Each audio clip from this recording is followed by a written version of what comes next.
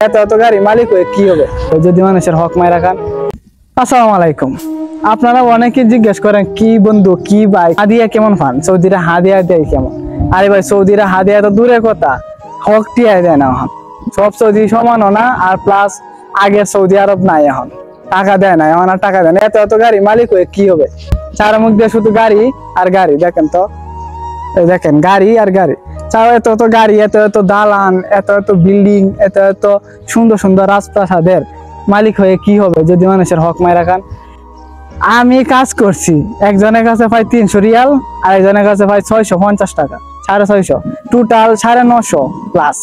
তো আমি বাংলাদেশে প্রায় 30,000 টাকার মতো পাই, ওই সৌদির কাছে দেয় না। আর হাদিয়া তো নাই, হাদিয়া দেয় না।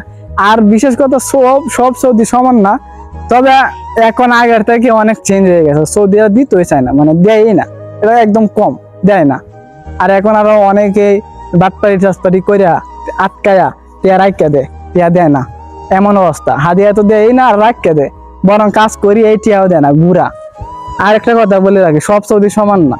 অনেকে আছে যে একটু কাজ করেন দিব, অনেক আদর করে, অনেক কিছু খাবার দেয়, এমন হয়। আর বর্তমানে হাদিয়া দেয় না দুইটা কারণ আছে। এক নম্বর হচ্ছে ক্যাশ টিয়া নাই, 2 নম্বরে হচ্ছে সৌদিরা বাট পড়ে গেছে, এই আর কি।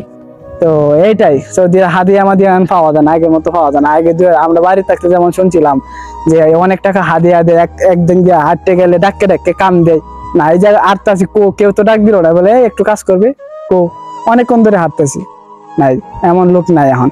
সৌদির অবস্থা খুবই খারাপ।